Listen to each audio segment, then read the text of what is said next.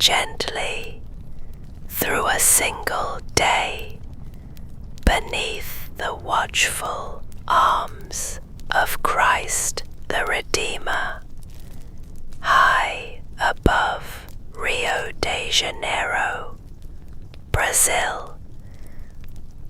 The city sprawls below like a living map, stitched together by winding roads, emerald hills, and the endless blue curve of the Atlantic. I want to take you with me through this day, from the hush of early morning to the deep quiet of nightfall, so you can feel the warmth of the sun on stone, hear the distant hum of the city waking, and sense the presence of something ancient and peaceful watching over it all.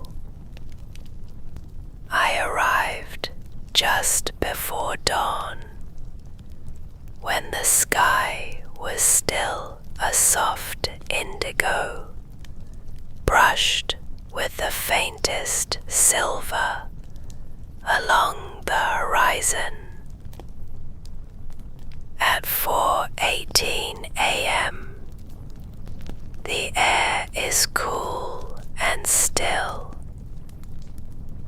carrying the scent of damp earth and eucalyptus from the Tijuca Forest that wraps around the base of Corcovado Mountain.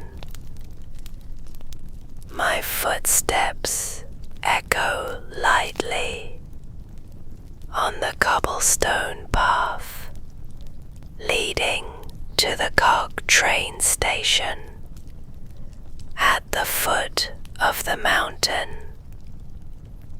The station is quiet, lit by warm yellow lamps that cast small halos on the wet ground.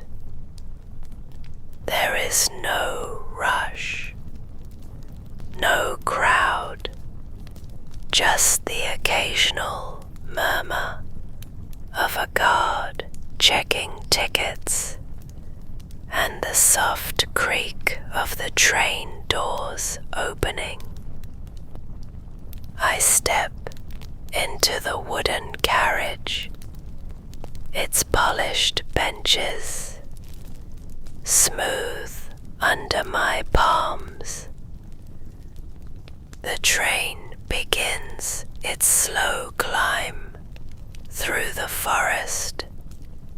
At 4:32 a.m., winding upward along narrow tracks carved into the mountain over a century ago.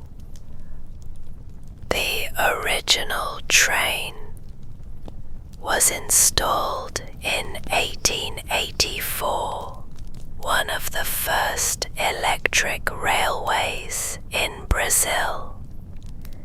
And though it has been modernized, the route remains the same.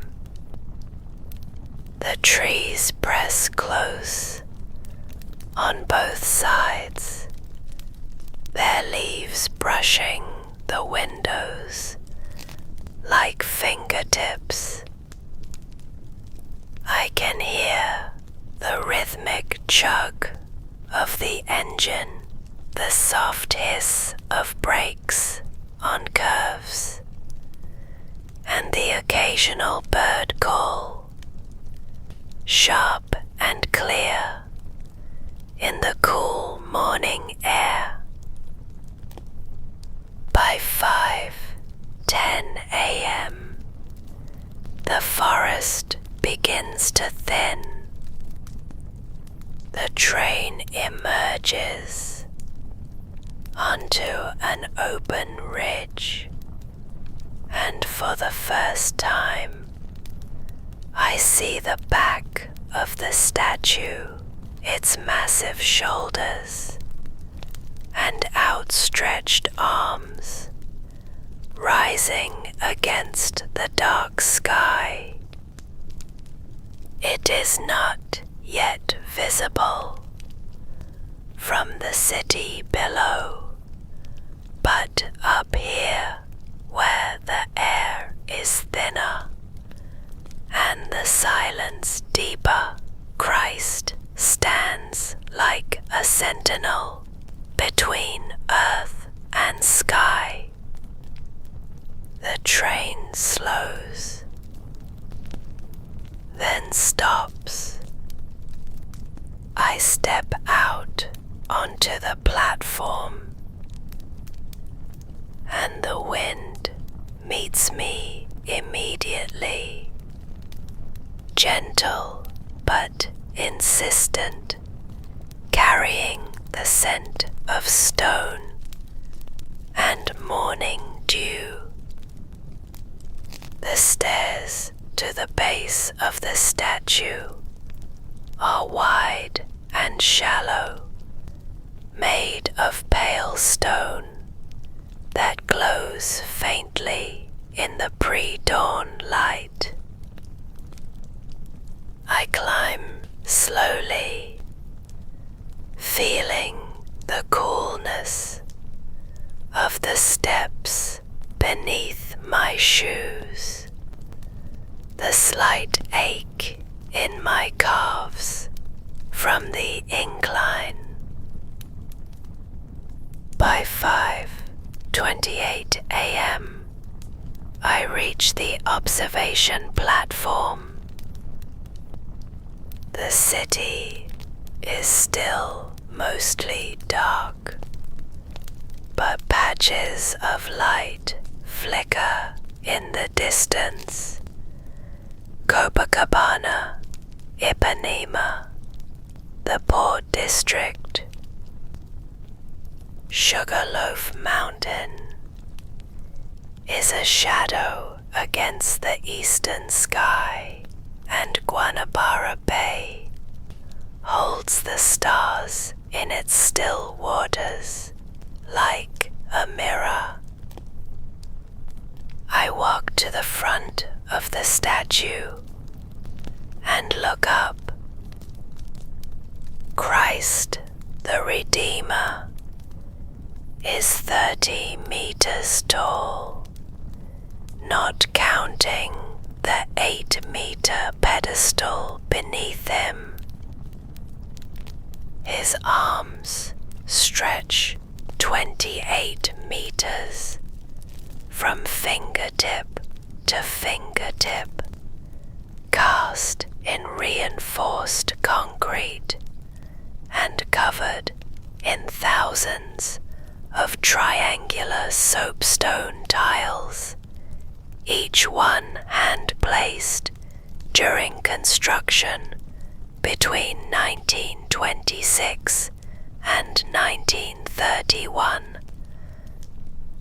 The stone comes from a quarry in Minas Gerais, chosen for its durability and its soft, warm grey tone that changes with the light. Up close, the surface is not smooth. It is textured, slightly uneven, as if shaped by time and weather, not just by human hands. At 5:47 a.m., the first light appears. It begins as a pale blush behind the mountains to the east, then spreads like water across the sky. The clouds, low and wispy, catch the color and turn pink, then gold. The city below begins to glow. Rooftops, roads, the serpentine coastline all slowly emerge from the dark. I stand near the railing, watching as the sun crests the hills and spills over the favelas, the beaches, the skyscrapers of downtown. By 6:12 a.m., the full arc of Rio is visible. The long stretch of Copacabana Beach, the green dome of the Nossa Senhora da Paz Church, the cable cars climbing toward Sugarloaf, tiny and bright against the rock. The sun warms the stone beneath my hands. The soapstone absorbs the light, radiating a gentle heat. Seagulls circle above, their cries sharp and echoing in the open air. A light breeze moves across the platform, lifting the edges of my clothes, carrying the faint salt smell of the ocean. I walk around the base of the statue, tracing the curve of the pedestal, reading the inscriptions in Portuguese, passages from the Bible carved deep into the stone. One reads, "Te dará os desejos do teu coração." He will give you the desires of your heart. By 7:05 a.m., the first tourists begin to arrive. They come in small groups, some still sleepy, others already taking photos, adjusting lenses, whispering to each other. The staff unlock the gift shop and the cafe. The scent of coffee begins to drift through the air, strong, dark, roasted locally. I sit on a bench near the southern side of the platform, where the view opens toward the Tijuca Forest and the Jardim Botanico below. A hummingbird darts past, its wings a blur, drawn to a cluster of red flowers growing in a crack between the stones. At 8:30 a.m., the sun is high enough to cast sharp shadows. The city pulses now. Cars move like ants along the elevated highways. Boats cut white the bay, planes descend towards Santos Dumont Airport. I walk to the edge of the platform and look down the steep slope of the mountain. The forest is a sea of green, broken only by the occasional trail or clearing. A pair of kof is scurry across the path near the train station, their striped tails held high. I descend the stairs to the lower level, where a small chapel is carved into the mountain's rock. It is quiet here, dimly lit, with a single altar and rows of wooden pews. Candles flicker in glass holders along the walls. The air is cool and still, carrying the faint scent of wax and incense. I sit for a while, listening to the distant echo of footsteps above, the low hum of a generator somewhere in the maintenance area. This chapel was consecrated in 1931, the same year the statue was completed. Pilgrims have come here for decades, not just tourists, but people seeking peace, clarity, or comfort. By 9:45 a.m., I return to the upper platform. The crowd has grown, but not overwhelmingly so.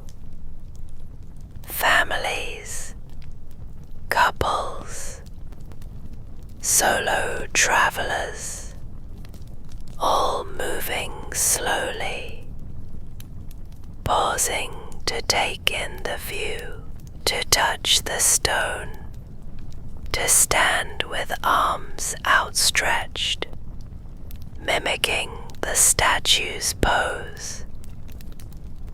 A woman kneels near the base, her hands folded, her eyes closed.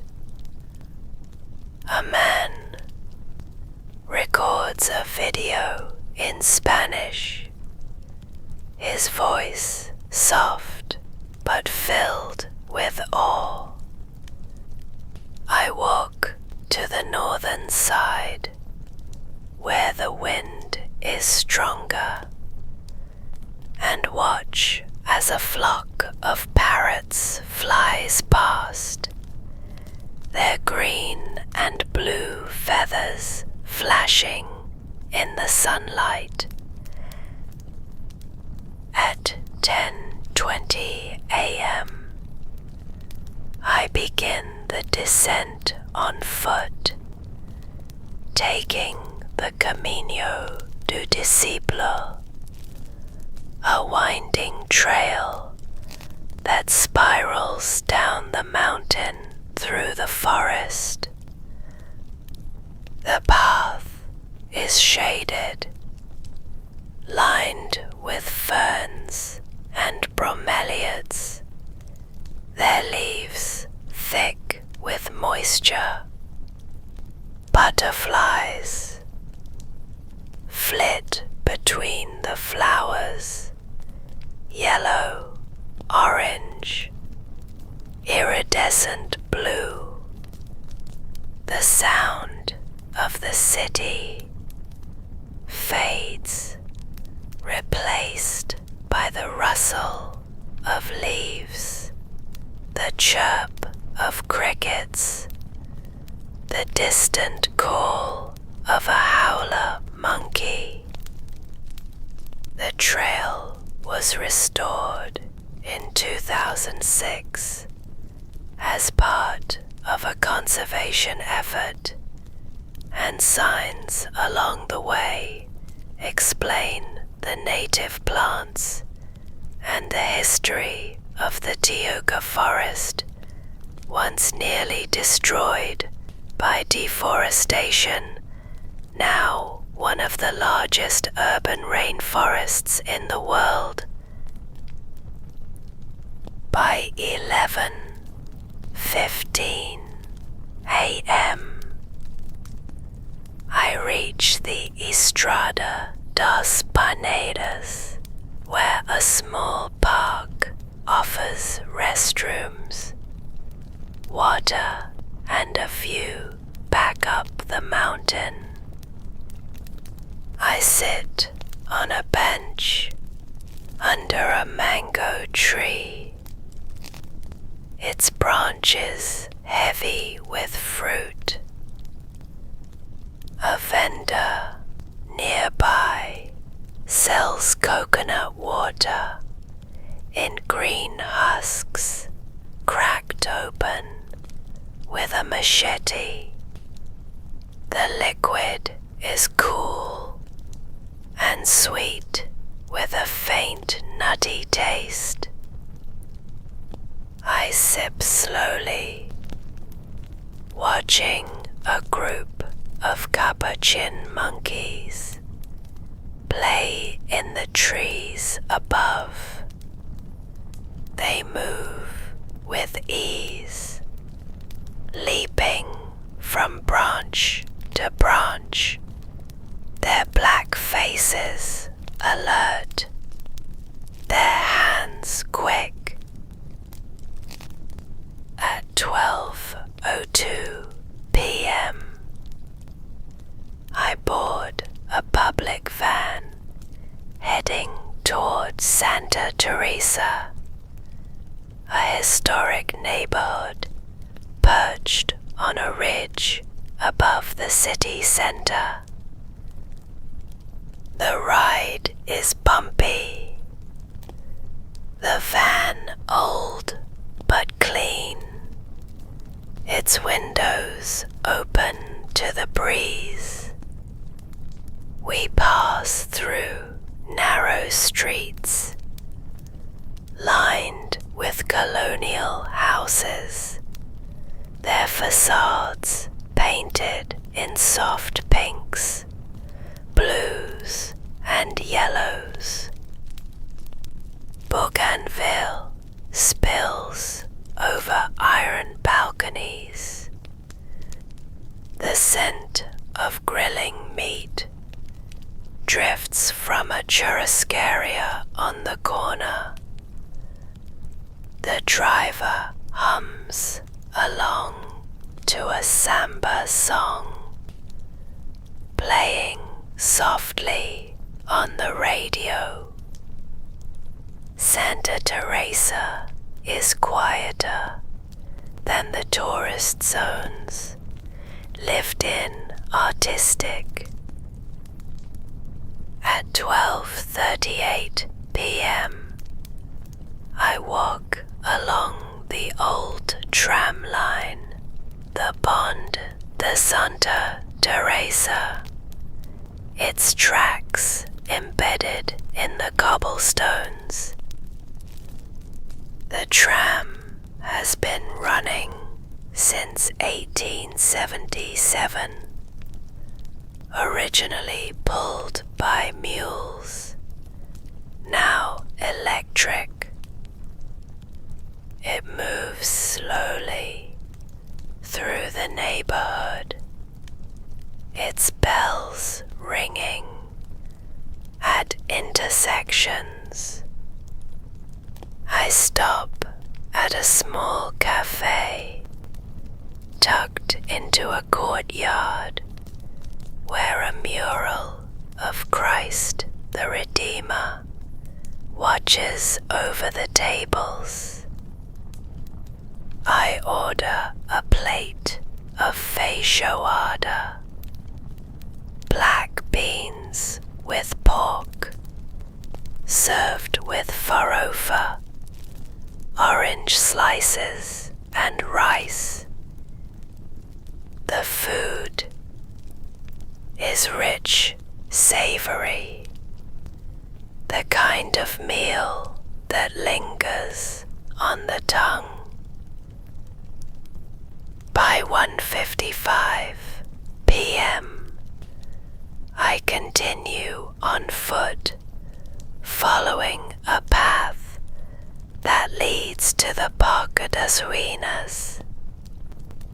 The park sits on the site of a mansion that collapsed in the 1970s, leaving behind crumbling arches and staircases overgrown with vines.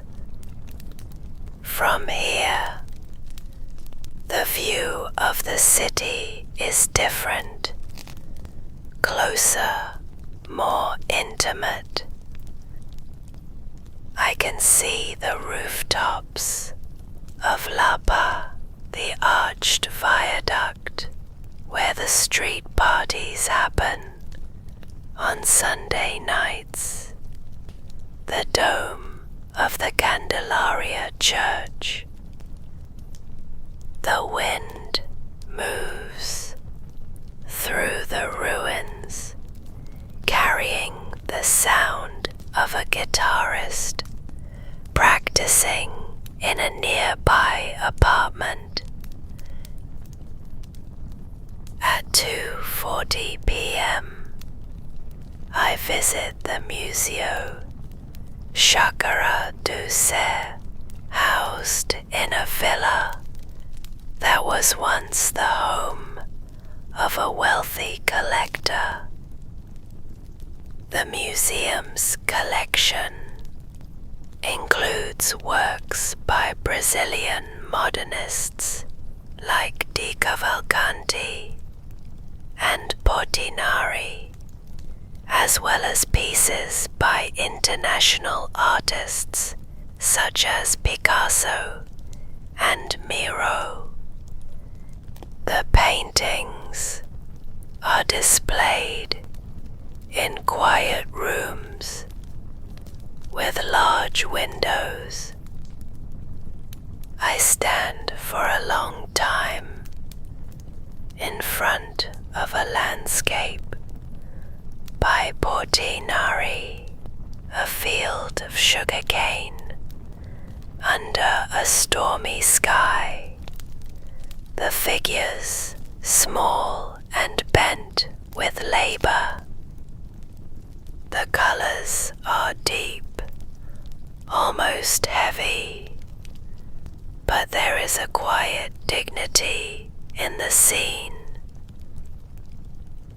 By 4:10 p.m., I make my way back toward the lower part of Santa Teresa, where the streets slope down toward the city. The light is changing now.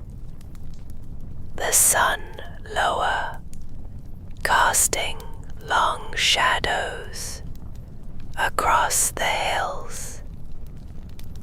I pass a group of children playing soccer in a narrow alley, their shouts echoing off the walls. A woman hangs laundry on a line between two buildings, the clothes fluttering like flags. The scent of baking bread comes from an open window. At 5:03 p.m., I take a taxi to Urca, a quiet neighborhood at the base of Sugarloaf Mountain. I walk along the waterfront promenade where couples stroll, joggers pass by, and fishermen cast their lines into the calm water.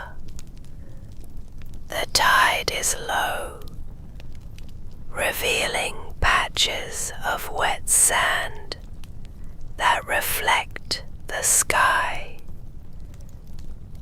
I sit on a bench near the dock where the cable cars depart, watching as the gondolas rise in pairs, their bright red and yellow cabins swinging slightly in the wind. By 6:18 p.m., I board the cable car for the ascent. The first stage takes us to Morro da Urca, a smaller peak with a restaurant and a small lagoon where turtles sun themselves on the rocks. The cabin moves smoothly, silently, suspended on a single thick cable. Through the glass, I see the city spread out below, the lights beginning to turn on as dusk settles. The second stage is steeper, climbing to the summit of Pão de Açúcar, Sugarloaf at 396 meters. The gondola rotates slowly as it ascends, offering a full panoramic view. At 6:42 p.m., I step onto the observation deck at the top. The sun is just beginning to set, painting the sky in layers of orange, pink, and lavender. The whole of Rio is visible now. Guanabara Bay, the bridges, the distant peaks of the Serra dos Órgãos. The air is cool, the wind steady. I walk to the edge and look west, where Christ the Redeemer stands, silhouetted against the fading light, his arms still outstretched, still watching. People move quietly, speaking in hushed tones, many holding cameras or phones, but most just standing, absorbing the view.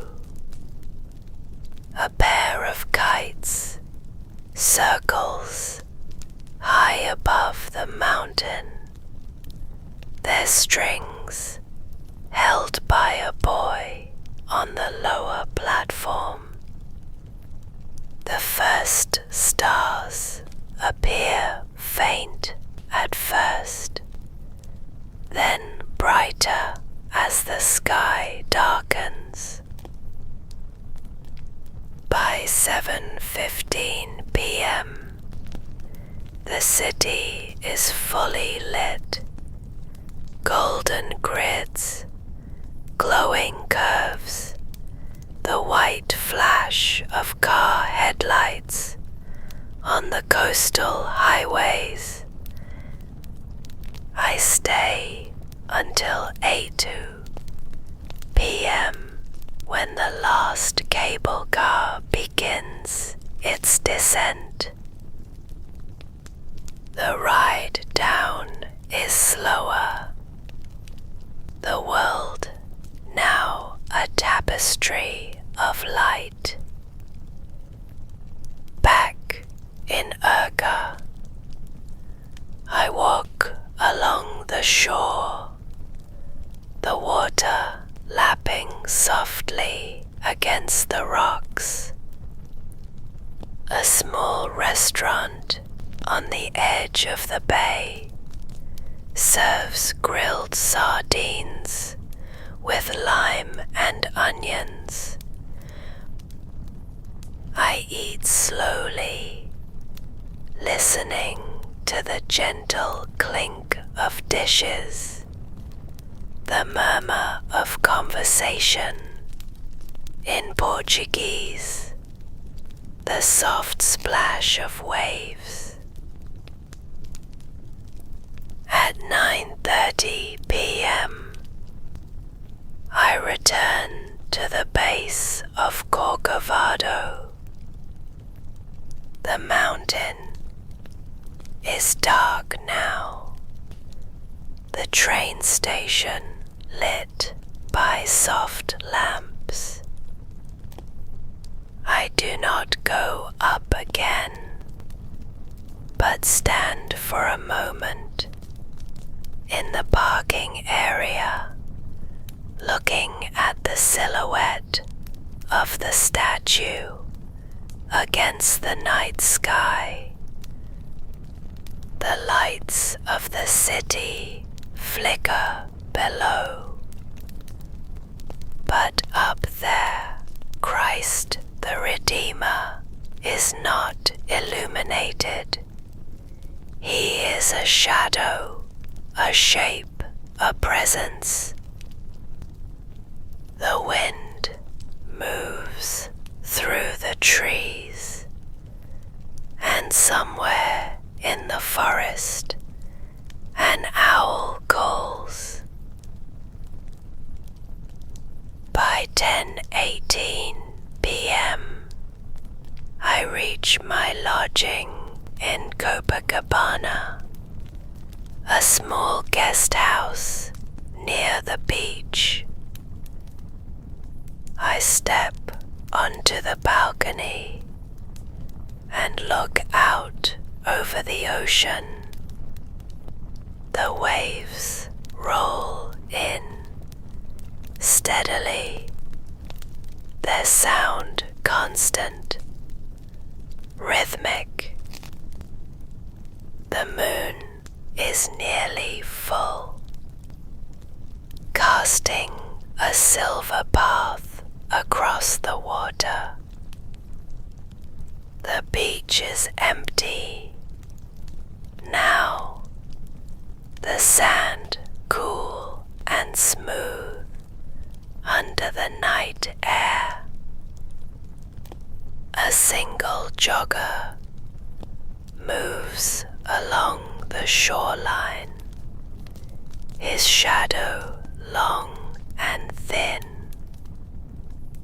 I sit by the open window, feeling the breeze on my skin. The day has been long, full of movement and stillness, of crowds and solitude, of light and shadow. I think of the hands that built the statue, the millions who have looked upon it, the quiet strength of the mountain, the the endless breath of the sea. The city sleeps now, but not deeply. There is always a hum beneath the surface, a pulse that never stops. And as the night deepens and the stars fill the sky, I remain here, not sleeping, just being, aware of the air, the silence, the vast, gentle presence, watching from the hill. The day has passed, but the feeling remains, a quiet fullness, a sense of having been held, even if only for a moment, in something greater than myself. The wind shifts. The waves continue. And far above, arms still outstretched, the stone figure stands, not as a symbol, not as a monument, but as a witness to the city, to the sky, to the quiet turning of another day in Rio de Janeiro.